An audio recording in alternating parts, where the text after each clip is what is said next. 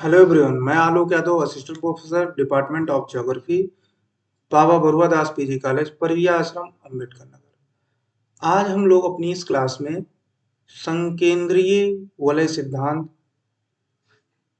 या बात कहें कंसंट्रेटेड जोन मॉडल की बात करेंगे। अगर संकेंद्रीय वलय सिद्धांत की हम बात करें तो यह एक भूम नगर भूम उपयोग लैंड यूज की बात करता है, अर्बन लैंड यूज की बात करता है, यानी कि नगरों के भूम उपयोग की बात करता है। और नगरों के भूम उपयोग को देखते हुए, भूम उपयोग के प्रतिरूप को देखते हुए वर्गीज महोदय ने, जो एक अमेरिकी समाजशास्त्री थे, 1927 में शिकागो नगर का अध्ययन करने के बाद अपना यह सिद्धांत संकेंद्रीय वलय सिद्धांत प्रस्तुत किया। इन्होंने कहा कि नगरों की जो भूमि उपयोग है वो हम देखेंगे तो एक संकेंद्रीय वलय पेटी के समान होता था।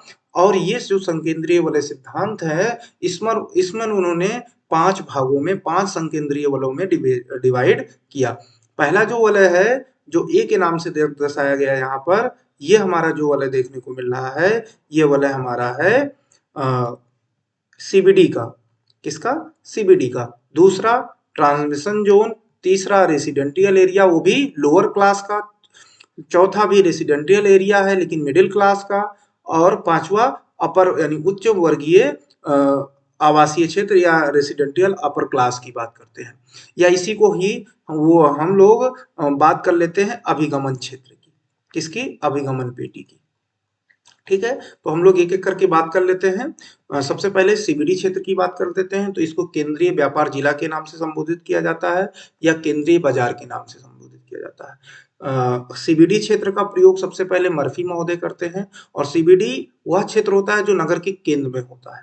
साथ ही साथ नगर में केंद्र में होने के कारण अब यहाँ पर नगरों के, क्योंकि ये केंद्र में है, हब में है, और यहाँ पर व्यापार भी हो रहा है। और व्यापार कैसा? थोक व्यापार भी हो रहा है और खुदरा व्यापार भी, यानी दोनों तरीकों का व्यापार इस सीबीडी क्षेत्र में आपको देखने को मिलेगा। यहाँ पर जो जमीनें होंगी, व्यापार की वजह से जो जमीनें होंगी, मकान का किराया होगा, वो महंगा देखने को मिलेगा। जैसे आप किसी भी नगर के चौक में चले जाइए, वो नगर का केंद्र भाग हो जाता है।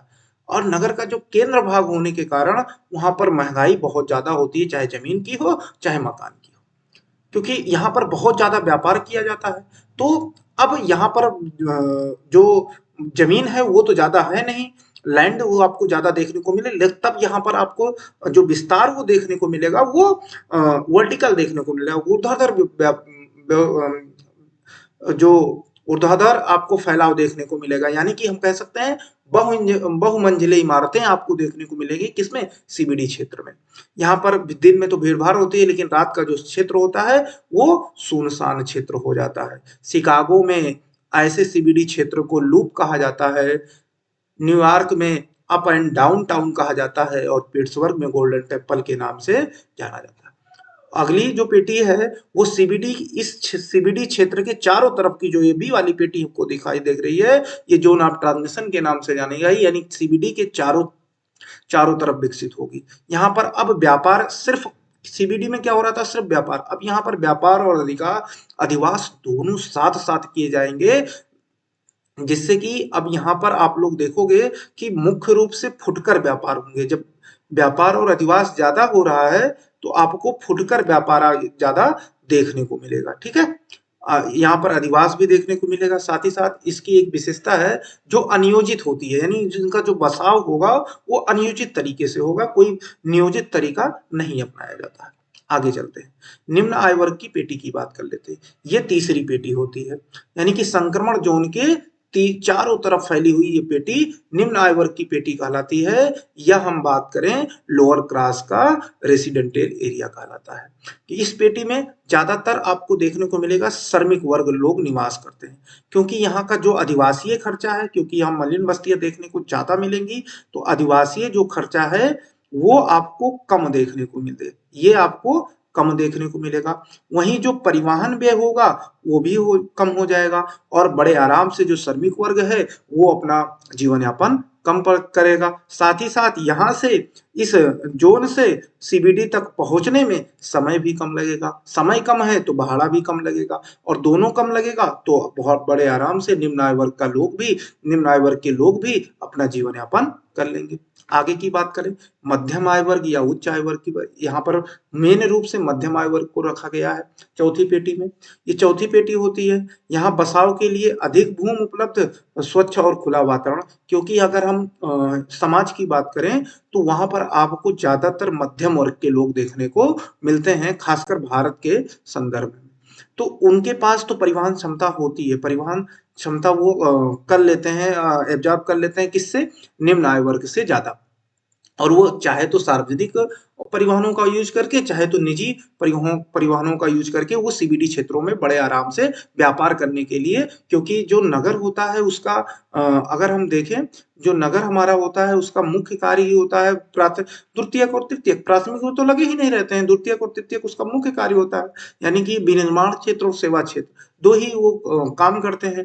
तो वहां पर आपको ढेर सारे दोनों दोनों काम करने के लिए जाना पड़ेगा सीबीडी क्षेत्र में, जाना पड़ेगा आपको ट्रांसमिशन जोन में, संक्रमण क्षेत्र में, तो यहाँ से बड़े आराम से वो चले जाते हैं।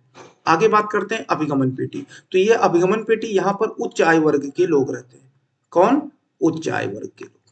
उच्च आय वर्ग के लोग यहाँ पर रहते हैं, तो आपको यहाँ पर देखने को मिलेगा क्या? यहाँ पर जब ये रिहायशी मकान देखने को मिल रहे हैं, तो यानी कि यहाँ के जो रिहायशी मकान बनाने वाले होंगे उनके पास जो परिवहन क्षमता होगी, परिवहन क्षमता को व्यय करने के लिए पर्याप्त उनके पास पूंजी होगी, और बड़े आराम से वो अपने निजी वाहनों से वो सीबीडी क्षेत्र में जा सकते हैं। और यहाँ पर आपको ज्यादातर देखने को मिलेगा कि निर्माण कार्य चलता रहेगा। साथ ही साथ यहाँ पर जो रोजमर्रा की आवश्यकताएं होती हैं नगर की, दुग्ध व्यवसाय, कृषि व्यवसाय, सब्जी व्यवसाय, फूल व्यवसाय, फल व्यवसाय, ये आपको ज्यादा देखने को मिलेगा। कहाँ पर? अभिगमन पेटी में। अगर हम इसके साइड व्यू की बात कर लेते हैं संकेंद्रीय वाले सिद्धांत के, तो यहाँ पर आपको सीबीडी देखने को मिल रहा है, ये आपको सीबीडी है। तो सीबीडी के आगे चले तो ये हमको संक्रमण जोन मिल रहा है, संक्रमण क्षेत्र। संक्रमण क्षेत्र से ये वाला जो आपको देखने को मिल रहा है, यहाँ पर आपको निम्न वर्गीय आवास देखने को मिल रहा है, निम्न आवासीय क्षेत्र। फिर यहाँ पर आपको मध्य आवासीय क्षेत्र, और यहाँ पर आपको ये देखिए, तो यहाँ पर उच्च आवासीय क्षेत्र देखने को मिल रहा है। उच्च आवासीय क्षेत्र के साथ साथ अभिवाहन जोन, क्योंकि यहाँ पर पशुपालन भी, यानी कि दुग्ध व्यवसाय भी आपको देखने को मिल जाएगा। ठीक है, तो इस तरीके से हम लोगों ने इस बर्गेज के संकेंद्रीय वलय सिद्धांत को देखा। मिलते हैं हम लोग अपने अगली क्लास में। धन्यवाद।